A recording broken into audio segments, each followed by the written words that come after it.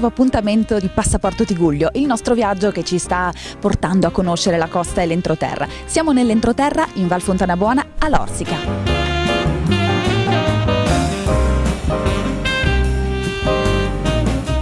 Il nome del grazioso borgo di Lorsica, nella Val Fontana Buona, è legato alla produzione di uno fra i più noti tessuti operati, il damasco. Il nome stesso del damasco evoca il fascino avvolto di mistero dell'Oriente. Si chiama come la città siriana, nota per la produzione di niellati, cioè decorati con smalti neri su fondo in oro o argento. Anche il decoro del damasco è dato dal contrasto lucido-opaco delle due facce del raso. I damaschi di Lorsica sono famosi e conosciuti in tutto il mondo. I damaschi di Lorsica ci portano all'azienda De Martini. Ed è proprio all'azienda De Martini, azienda che ancora oggi produce i famosi damaschi, che vogliamo dedicare questa puntata di Passaporto Tigullio. Entro.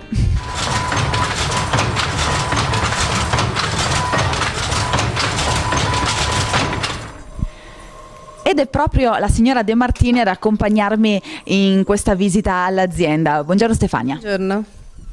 Famiglia De Martini che da secoli, possiamo dire veramente dal 1500, porta avanti questa grande tradizione della produzione del tessuto damasco. Sì, è una tradizione che continua da padre in figlio. La mia famiglia lavora in queste due case praticamente dal 1500. È una tradizione che in realtà è un po' di tutto il paese. Noi siamo rimasti gli unici a portare avanti questa attività, però il paese praticamente una volta si sosteneva con questa tessitura. Quindi nel XVI e nel XVII secolo, per calarci un po' in quel periodo, l'intero paese aveva un telaio in casa per produrre. Sì, anche due, anche tre, dipendeva da quello che uno, cioè se lavorava così di più o se era proprio il lavoro della famiglia. C'erano dei telai da damasco, chi faceva la tela d'argento e d'oro, chi faceva forniture per la chiesa, tipo i nastri o la tela d'ombrelli, che era famosissima, la tela d'ombrelli in seta, e si facevano tutte queste cose per vivere. Adesso queste ultime due abitazioni adibite alla produzione del damasco sono le ultime rimaste. Quante persone adesso sono coinvolte in questa produzione? Lavoriamo io, mio marito, mia mamma e due ragazze che sono qui di Lorsica, che continuano, ci aiutano in questo lavoro. Sono due sorelle che tra poco andremo a spiare, a vedere come lavorano. Questa tradizione viene in qualche modo tramandata alle nuove generazioni? Esistono, passami il termine, dei corsi di formazione? Finora no, che sappia io no. Ci sono dei corsi di formazione in posti tipo la Lombardia, che hanno anche loro grandi tradizioni tessili, però di questo tipo qua no, non c'è nessun corso di formazione. La formazione migliore si fa sempre sul lavoro. A livello familiare, quindi? Sì. Ma anche a livello aziendale, cioè queste due ragazze, Rosa e Lucia, che lavorano da noi, hanno imparato venendo a lavorare qua, quindi cominci dal poco e poi vai e ti gestisci il tuo telaio. Azzardo la domanda, Stefania, pensi che la tradizione andrà avanti? Io spero, io ho una bambina, finora è piccina, però vedo che gioca con il lavoro, ecco, quando si annoda fa finta di annodare o porta su e giù le navette, i canetti, insomma qualcosa fa, è così che si comincia poi in fondo ad appassionarsi al lavoro, no? Allora la piccola Rebecca sta iniziando ad amare l'arte e il mestiere del damasco.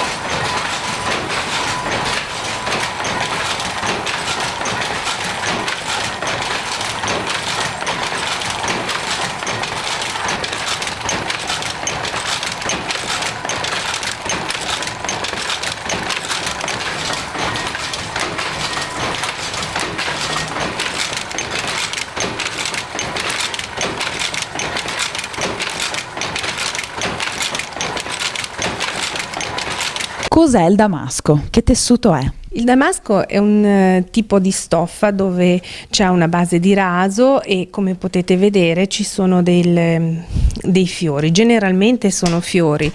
Il damasco è un tipo di stoffa, questo che ha un rigato è comunque un damasco, una lavorazione a damasco. Per fare il damasco occorre un telaio come questo e una jacquard, che è quella, la macchina che costruisce il disegno, fa il disegno. Tutte le strutture che vediamo ci riportano indietro nel tempo. Di quanto tempo?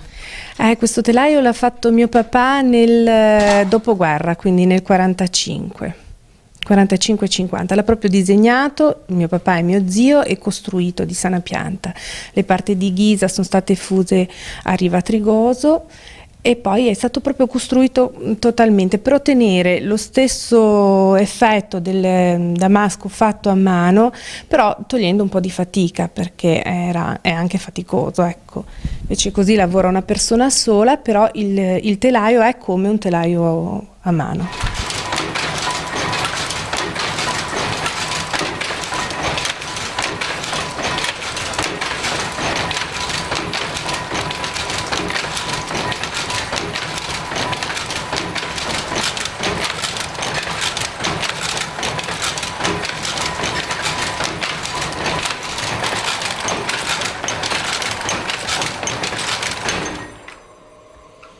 La particolarità del damasco è che è una stoffa senza rovescio. Sì, diciamo è un negativo e un positivo. Il suo diritto è dove c'è la parte di raso con il fiore in opaco. Il fiore al diritto è in rilievo sul fondo, mentre invece il rovescio è l'esatto contrario. Lo chiamano appunto dal doppio diritto perché è bello tanto da una parte quanto dall'altra, non presenta fili slegati ed è una particolarità del damasco fatto come si è sempre fatto, come si faceva un tempo. I due famosi disegni storicamente famosi di Lorsica e del damasco sono la corona e la palma. Sì, questo è quello della corona. Ne esiste qualche variazione, però diciamo è dato dal fatto che è proprio in centro, viene riprodotta una piccola corona. E si produce qui in Liguria dal 1500? Questi sono proprio i vecchi disegni che si sono sempre fatti, sono presenti nelle chiese, in tutte le chiese della Liguria ci sono. Questo soprattutto, che è quello della palma, che è un disegno molto diffuso, questo lo trova anche fuori ed è quello classico perché è un disegno molto lungo, è circa 2 metri di rapporto e ha queste foglioni centrali e si presta tantissimo appunto per fare le lesene, le classiche lesene delle colonne delle chiese. E chissà anche quante case aristocratiche dei secoli scorsi avevano questi bei damaschi. Quale disegno andava più in queste case? Le grandi case, le grandi famiglie avevano i loro disegni. Noi per esempio abbiamo questo che è, noi lo chiamiamo il disegno Pallavicini. In questa stanza la storia del damasco di ieri e di oggi. Abbiamo visto i disegni classici, stiamo sempre indietro nel tempo. Questo quadro è un damasco. È un damasco, è in seta in bianco e nero, riproduce la cena di Leonardo ed è stato fatto da mio zio nel 1929. Ha trovato diciamo una signora che gli ha fatto questo disegno e lui lo ha realizzato. Con questo quadro siamo agli inizi del secolo, agli inizi del 1900. Oggi che uso si fa del damasco? Un uso un po' più moderno, a parte quello classico di arredamento? Sì, a parte quello classico che continua, si possono fare diversi oggettini. Noi abbiamo fatto delle borse, delle piccole collane o dei portafogli o delle scatoline portagioia o le cinture e i portafogli, le cravatte, delle piccole tovagliette, insomma si fanno tante cose che bene si adattano, vedo anche a un arredamento molto moderno a volte o comunque a un abbigliamento giovanile. E invece l'uso classico del damasco nell'arredamento lo porta nelle sale delle case? Sì, nella tappezzeria che è ritornata di nuovo di moda abbiamo fatto una casa adesso proprio in questi ultimi 2 mesi, poi ci sono i mobili, gli interni dei mobili o i divani o le poltrone. Abbiamo fatto, che è stato per noi un onore, diciamo, 2 sale a Palazzo Madama a Torino, che è stato inaugurato per le Olimpiadi dell'anno scorso. E insomma cerchiamo di fare del nostro meglio, cercando anche nuovi disegni, nuove opportunità da provare, da sperimentare anche. E come nasce una nuova idea per un disegno? Ma noi più che altro riproduciamo disegni, perché essendo comunque un genere che si trova su mobili antichi, spesso i mobili antichi quali i divani o le poltrone hanno il tessuto rovinato e si può arrivare al colore e al disegno originale. Poi se uno ha estro, fantasia e voglia di fare, si può creare un disegno ex novo e portarlo su stoffa. E poi sarà riprodotto nella stoffa. Riprodotto nella stoffa, sì. A proposito di riproduzioni, ma soprattutto di produzioni, andiamo a scoprire fase dopo fase come si produce questa bella stoffa. D'accordo. Andiamo. Volentieri.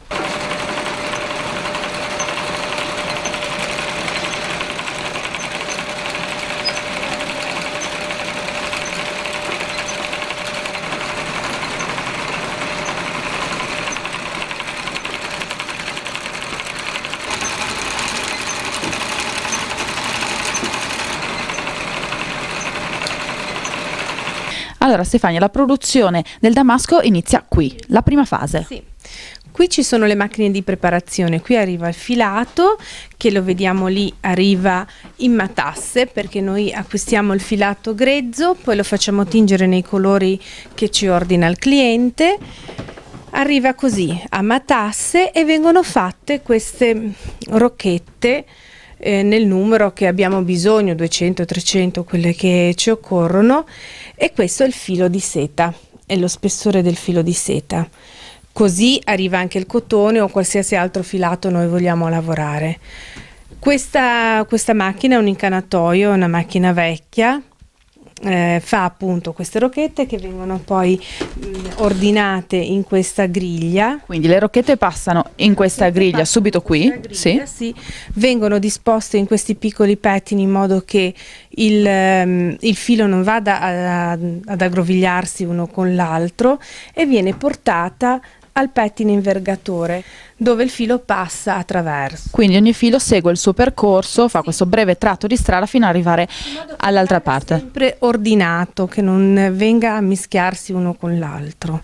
Subito dopo? Subito dopo si infilano questa serie di fili in quelle fessurine, in quelle fessure, che è appunto un pettine. È un pettine speciale, un pettine invergatore, dove c'è uno spazio aperto da cima a fondo e uno spazio chiuso, in modo che si prendono le cosiddette verghe. Diciamo, il filo si incrocia passando sopra e sotto a questi 2 bastoncini, in modo che rimangono sempre in ordine.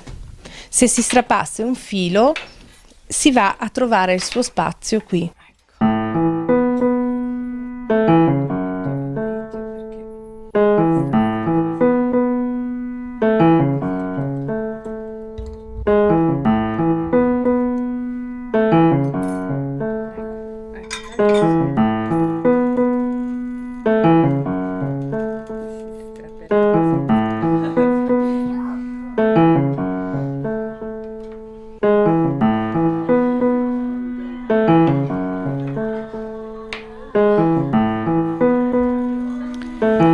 Il filo poi viene portato dal telaio per l'ultima fase della produzione. Sì, dall'orditoio si ottiene questo rullo, che è l'insieme dell'ordito di tutti i fili necessari per la stoffa, viene portato al telaio e poi si inizia la fase del rimetaggio, cioè in pratica è il filo che viene passato tramite il corpo, elice e pettine, e per arrivare ad essere tessuto.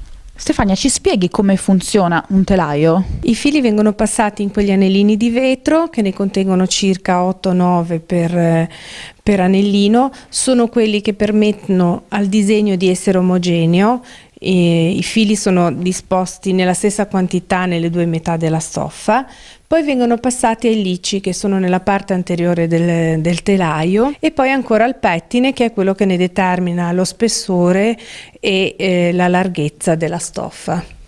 Stefania, ti ringrazio per avermi accompagnato in questo viaggio, per averci insegnato qualche cosa su queste stoffe che ci hanno riportato indietro nel tempo e che continuano ad essere prodotte e conosciute in tutto il mondo grazie alla tua famiglia, una produzione ligure che continua nel tempo. Grazie a voi di essere venuti e spero che la gente abbia modo di apprezzare queste cose. Con i damaschi di Lorsica abbiamo concluso un altro appuntamento con Passaporto di Giulio, alla settimana prossima.